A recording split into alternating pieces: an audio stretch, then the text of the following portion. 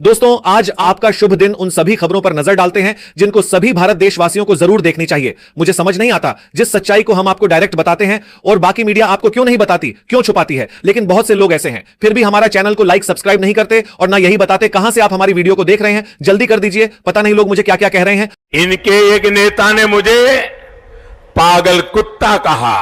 नहीं, मगर मैंने टच किया। आखिर क्यों राहुल गांधी ने प्रधानमंत्री पर सवाल उठाया कि ये देश के रखवाले नहीं है, ये देश के हत्यारे हैं। राहुल गांधी ने संसद में गुस्से में सरकार पर बड़ा हमला बोला। उन्होंने कहा कि जो खुद को देश का रक्षक और सबसे बड़ा देशभक्त बताते हैं, उन्हें मणिपुर की हिंसा पर जवाब देना चाहिए। उनके मुताबिक मणिपुर में जो हालात बने वो सरकार की नाकामी का नतीजा है। उन्होंने सवाल उठाया कि इतने महीनों बाद भी प्रधानमंत्री वहां क्यों नहीं गए और स्थिति पर सीधे संवाद क्यों नहीं किया। लाइव देखिए, फिर समझते हैं कि पूरा मामला क्या है। ऐसा सदन चलने वाला नहीं है। जो माननीय सदस्य टेबल पर आए उनके खिलाफ कार्रवाई होगी। आप भारत माता के रखवाले नहीं हो, आप भारत माता के हत्यारे हो। मारा आपने मणिपुर के लोगों को मारकर भारत की हत्या की है। जब तक आप हिंसा को बंद नहीं करोगे तब तक आप मेरी मां की हत्या कर रहे हो। हिंदुस्तान की सेना मणिपुर में एक दिन में शांति ला सकती है। हिंदुस्तान की सेना का प्रयोग नहीं कर रहे हो। आप देशद्रोही हो, आप देशभक्त नहीं हो, आप देश प्रेमी नहीं हो, आप देशद्रोही हो। आपने देश की हत्या मणिपुर में की, इसीलिए आपके प्रधानमंत्री मणिपुर में नहीं जा सकते। राहुल गांधी ने कहा कि भारत की सेना हालात काबू में लाने की क्षमता रखती है और अगर राजनीतिक इच्छा शक्ति हो तो शांति बहाल की जा सकती है। उन्होंने आरोप लगाया कि सरकार ने समय रहते पर्याप्त कदम नहीं उठाए जिससे हालात बिगड़े। साथ ही उन्होंने कहा कि देशभक्ति का मतलब सिर्फ भाषण नहीं बल्कि संकट में खड़े होकर जिम्मेदारी निभाना है। संसद में उनके बयान के बाद जोरदार हंगामा हुआ, लेकिन मूल सवाल यही रहा, मणिपुर में स्थायी शांति के लिए ठोस कदम कब उठाए जाएंगे और जवाबदेही कौन तय। अब नजर डालते हैं उस खबर पर जो सभी भारत के नागरिकों को देखना चाहिए। संसद में एक सांसद ने बुलंद आवाज में कहा कि महात्मा गांधी और जवाहरलाल नेहरू जैसे नेताओं को गाली देना और उन्हें गलत शब्दों से पुकारना इतिहास के साथ अन्याय है। गांधी जी किसी गरीब परिवार से नहीं थे, लेकिन उन्होंने अमीरी, सूट बूट और आराम की जिंदगी छोड़ दी। उन्होंने खुद को उसी सादगी में ढाल लिया जिसमें देश का आम नागरिक जी रहा था, क्योंकि उनके लिए देश पहले था, निजी सुविधा बाद में। लाइव देखिए।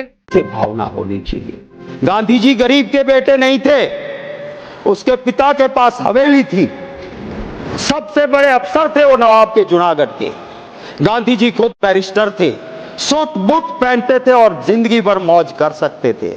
उसने कभी नहीं कहा मैं गरीब का बेटा हूं, पर जब देखा कि मेरे देश की आजादी की जरूरत है तो सूट बूट छोड़ के धोती पहन के आ गए और आधी धोती पहन के इस देश को आजादी दिलाई।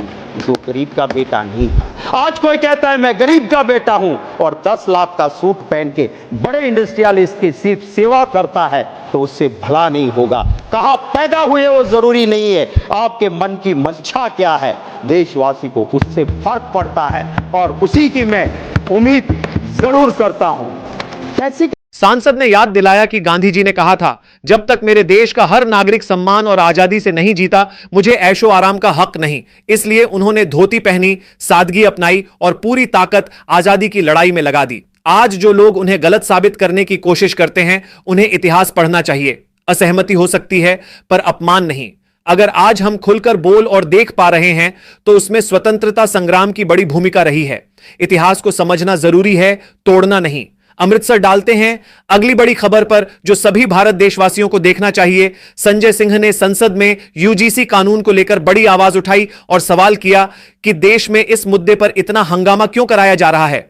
उन्होंने विपक्ष पर आरोप लगाया कि दलित पिछड़ों के नाम पर राजनीति की जा रही है, जबकि असल मकसद समाज को बांटना है। उनका कहना था कि बराबरी की बात सिर्फ भाषणों तक सीमित नहीं होनी चाहिए बल्कि जमीन पर दिखनी चाहिए। लाइव देखिए कि संजय सिंह ने किस तरह बीजेपी वालों की इस कानून को लाने की साजिश को पर्दाफाश किया।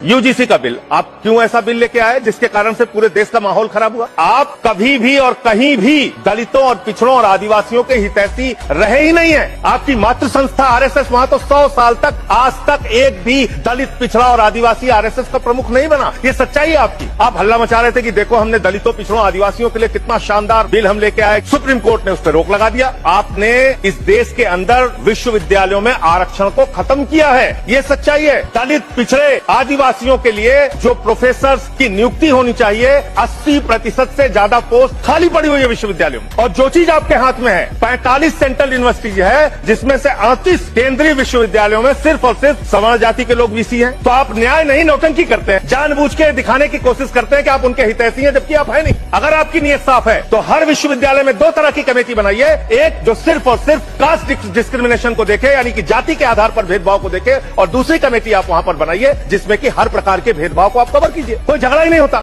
संजय सिंह ने आगे कहा कि जो लोग खुद को सामाजिक न्याय का ठेकेदार बताते हैं, वे बताएं कि उनके संगठनों में दलित पिछड़ों को कितनी नेतृत्व भूमिकाएं दी गईं। उन्होंने आरोप लगाया कि यूजीसी कानून को लेकर भ्रम फैलाया गया और हिंदू मुस्लिम से आगे अब हिंदू हिंदू को लड़ाने की कोशिश की जा रही है।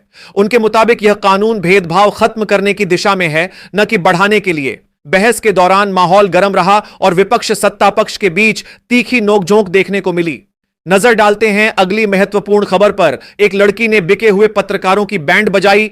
एक बहस के दौरान कुछ पत्रकारों ने एक लड़की से सवाल किया कि क्या सिर्फ मुस्लिम लोग ही लड़कियों के साथ अपराध करते हैं। सवाल में ही एक तरफा सोच झलक रही थी। लड़की ने तुरंत जवाब दिया कि किसी एक धर्म को निशाना बनाना गलत है। अपराधी का कोई धर्म नहीं होता और ऐसे मामलों में तथ्य और कानून की बात होनी चाहिए, न कि पूरे समुदाय को कटघरे में खड़ा किया जाए। लाइव देखिए। ये जो रेप होते हैं लड़कियों के साथ में, कौन है? कुलदीप सिंह सेंगर मुसलमान है? कौन है? अंकिता भंडारी का जिसने रेप किया कौन है? मुसलमान है? मनीषा वाल्मीकि का जिसने रेप किया कौन मुसलमान है? हाँ, निर्भया का जिसने रेप किया कौन मुसलमान है? बता दो, मैं तो पूछ रही हूं। आप लड़की ने कहा कि अगर अपराध की बात करनी है तो आंकड़ों और सच्चाई के आधार पर करें, न कि धर्म देखकर। उसने याद दिलाया कि बड़े बड़े मामलों में अलग अलग पृष्ठभूमि के लोग शामिल पाए गए हैं, लेकिन मीडिया अक्सर चुनिंदा नाम ही उछालता है। सवाल यह है कि क्या हम न्याय चाहते हैं या नफरत फैलाना? किसी भी अपराध पर सख्त कार्रवाई होनी चाहिए, लेकिन पूरे समुदाय को दोषी ठहराना समाज को बांटता है। कानून सबके लिए बराबर है और चर्चा भी उसी आधार पर होनी चाहिए।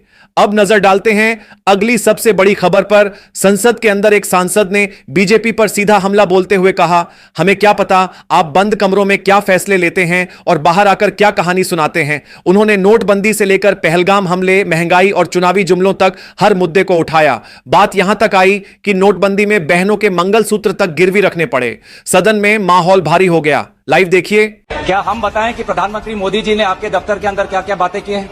हम नहीं कहते। माननीय अध्यक्ष जी, बताना चाहिए, बताइए। एक गंभीर आरोप है माननीय अध्यक्ष जी, बताइए। सुन लीजिए, सुनने का धैर्य रखिए। धर्म का सर्टिफिकेट क्या ये बांटेंगे? मंदिर में कौन जाएगा, कब जाएगा, क्या ये इनसे हमें अनुमति लेनी पड़ेगी? मंदिर क्या एक टीआरपी बन गया है? प्राण प्रतिष्ठा क्या एक टीआरपी बन गया है? इनके वाणी में इतना हिंसा क्यों, इतना घृणा क्यों, इतनी घृणा क्यों है? आप राम भक्त हो ही नहीं सकते अगर आपके अंदर घृणा हो। आप राम भक्त हो ही नहीं सकते अगर आप नफरत फैलाते हो। आप राम भक्त हो ही नहीं सकते अगर आप दूसरे पे गोली चलाते हो। आप राम भक्त हो ही नहीं सकते जब आप दूसरे के धर्म के अनुष्ठान को अगर आप कलंकित करते हो। 2024 के चुनाव के प्रचार में मंगलसूत्र की बात की। क्या आपको पता है कि उस समय आपके इस कानून के कारण, नोटबंदी के कानून के कारण, कितने महिलाओं ने अपना मंगलसूत्र गिरवी रख दिया ताकि वो अपनी बच्ची का शादी कर पाए? तब आपको मंगलसूत्र की याद नहीं आई? 8 साल हो गए, 8 साल हो गए, क्या हासिल किया मुझे बताएं। और फिर क्या कहते हैं कि नोटबंदी लाया डिजिटल करने के लिए। प्रधानमंत्री का ऐड भी आया पेटीएम के साथ। और कितना डिजिटल हुआ? 8 साल में कितना डिजिटल हुआ? और मोदी जी ऐसे ऐसे दिखा रहे हमें, शादी है घर में पैसे नहीं, ऐसे ऐसे दिखा। आदरणीय राजनाथ सिंह, एक शब्द तो कहते हैं, पहलगाम में दहशतगर्द कैसे आए? कैसे 5 दहशतगर्द वहां पर जाकर 26 लोगों की गोलियों से छलनी करते हैं? ये बात, ये सूचना रक्षा मंत्री ने नहीं दी। और आज भी ये 100 दिन हो गए और सरकार के पास कोई जवाब नहीं। बार बार हम ये देख रहे हैं सर कि आदरणीय गृह मंत्री जाते हैं कहते हैं कि बहुत अच्छा बंदोबस्त हो गया है, टेररिज्म के हमने उनकी रीढ़ की हड्डी तोड़ दी, तब भी उरी होता है, तब भी बालाकोट, तब भी पुलवामा होता है, तब भी पहलगाम होता है। अंत में जाके जिम्मेवारी कौन लेता है? जम्मू कश्मीर के लेफ्टिनेंट गवर्नर नहीं। अगर जिम्मेवारी किसको लेनी पड़ेगी तो आदरणीय गृह मंत्री आपको लेनी पड़ेगी, नैतिक जिम्मेवारी आपको लेनी पड़ेगी। आप लेफ्टिनेंट गवर्नर के पीछे नहीं छुप सकते। सांसद ने कहा कि नोटबंदी के नाम पर जनता से त्याग मांगा गया, लेकिन न काला धन खत्म हुआ, न राहत मिली। पहलगाम जैसे हमलों पर भी सवाल उठे कि जवाबदेही कौन लेगा। महंगाई पर सरकार पुराने आंकड़े गिनाती है, लेकिन आज की तकलीफ का जवाब नहीं देती। उन्होंने तंज कसते हुए कहा कि जुमलों से देश नहीं चलता, भरोसे से चलता है। यही वजह थी कि सत्ता पक्ष को बातें चुभ रही थीं। जब बंद कमरों की राजनीति पर सवाल उठते हैं तो बेचैनी दिखती ही है, और वही बेचैनी उस दिन सदन में साफ नजर आई। अब नजर डालते हैं सबसे महत्वपूर्ण खबर पर, जो सभी को देखनी चाहिए और सबसे अंतिम खबर होगी। प्लीज अंत तक बन रहे इन खबरों को आपको कोई और बिके हुए चैनल नहीं बताएंगे। दोस्तों, नई दिल्ली से एक ऐसी खबर निकलकर सामने आ रही है जिसने सत्ता के सबसे ऊंचे गलियारों में बेचैनी की लहर दौड़ा दी है, क्योंकि हाईकोर्ट में चल रही कार्यवाहियों और गठबंधन राजनीति में अचानक आए भूचाल ने भारतीय राजनीति की दिशा बदलने के संकेत दे दिए हैं। और अब सवाल सिर्फ विपक्ष बनाम सत्ता का नहीं, बल्कि लोकतांत्रिक जवाबदेही बनाम राजनीतिक प्रभुत्व का बनता जा रहा है। जिस सरकार को 2014 और 2019 के बाद अजेय माना जा रहा था, जिसके नेतृत्व में नरेंद्र मोदी, अमित शाह और योगी आदित्यनाथ जैसे चेहरे बीजेपी की ताकत की धुरी बने हुए थे, उसी सत्ता संरचना पर अब कानूनी सवाल, संसदीय टकराव और सहयोगियों की नाराजगी एक साथ दबाव बना रहे हैं। अदालत में उठे मुद्दों को लेकर सरकार की तरफ से सफाई दी जा रही है, लेकिन विपक्ष इसे पारदर्शिता और जवाबदेही की बड़ी परीक्षा बता रहा है। वहीं संसद के भीतर राहुल गांधी और स्पीकर के बीच हुई तीखी नोकझोंक, डोकलाम और चीन से जुड़े सवालों पर बहस, नियम 313 का हवाला देकर बयान रोकना और प्रकाशित अप्रकाशित किताबों को लेकर विवाद ने यह बहस छेड़ दी है कि क्या सत्ता से सवाल पूछना अब असहज कर देने वाला काम बन चुका है। बीजेपी समर्थक इसे राष्ट्र की प्रतिष्ठा से जोड़कर देखते हैं, तो आलोचक कहते हैं कि राष्ट्र और सरकार एक नहीं होते और लोकतंत्र में प्रधानमंत्री सहित हर पद सवालों के दायरे में आता है। इसी बीच एनडीए के दो प्रभावशाली सहयोगियों का दूरी बनाकर इंडिया गठबंधन के करीब जाना इस पूरे घटनाक्रम को और विस्फोटक बना देता है, क्योंकि गठबंधन राजनीति में संकेत ही सबसे बड़ी खबर होते हैं। और जब सहयोगी असंतोष की भाषा बोलने लगे तो संदेश साफ होता है कि अंदर कुछ खदबदा रहा है। विपक्ष इस मौके को ऐतिहासिक मोड़ बता रहा है। कांग्रेस खेमे में ऊर्जा लौटती दिख रही है और सोशल मीडिया पर ट्रेंड्स इस बदलाव को चुनावी संकेत में बदलने की कोशिश कर रहे हैं। लेकिन असली सवाल यही है कि क्या यह सिर्फ शोर है या सच में सत्ता समीकरण बदलने की आहट? क्या अदालतों में उठे प्रश्न राजनीतिक तूफान में बदलेंगे या कानूनी प्रक्रिया अपनी सामान्य रफ्तार से आगे बढ़ेगी? क्या चुनाव आयोग पर उठती निष्पक्षता की चर्चाएं भरोसे का संकट बनेंगी या संस्थाएं अपने आचरण से जवाब देंगी? और सबसे अहम, क्या बीजेपी इस चुनौती को संगठन, नए चेहरे और रणनीतिक बदलाव से संभाल पाएगी या विपक्ष पहली बार मनोवैज्ञानिक बढ़त को वोट में बदल देगा? इतिहास गवाह है कि अदालत के फैसले, गठबंधन के टूटने और संसद के टकराव कई बार सत्ता परिवर्तन की पृष्ठभूमि बनते हैं। 1975 की यादें इसलिए दोहराई जा रही है क्योंकि लोकतंत्र में संस्थाओं की भूमिका निर्णायक होती है। लेकिन आज का भारत 70 के दशक वाला भारत नहीं है। यहां जागरूक मतदाता है, आक्रामक मीडिया है और डिजिटल नैरेटिव की तेज रफ्तार है। इसलिए हर बयान, हर आदेश, हर गठबंधन बदलाव चुनावी गणित को प्रभावित कर सकता है। यह कहना जल्दबाजी होगा कि किसी की कुर्सी तुरंत खतरे में है, पर यह कहना भी मुश्किल है कि सब कुछ पहले जैसा स्थिर है, क्योंकि राजनीतिक स्थिरता सिर्फ बहुमत से नहीं, भरोसे से बनती है। और जब भरोसे पर सवाल उठते हैं तो सत्ता को जवाब देना पड़ता है। आने वाले महीनों में अदालत की कार्यवाही, चुनाव आयोग की पारदर्शिता, संसद की मर्यादा और गठबंधन की मजबूती, ये चारों मिलकर तय करेंगे कि 2029 का रास्ता किस दिशा में जाएगा। क्या मोदी शाह योगी की तिकड़ी दबाव को अवसर में बदलेगी या विपक्ष इसे परिवर्तन की लहर बना देगा?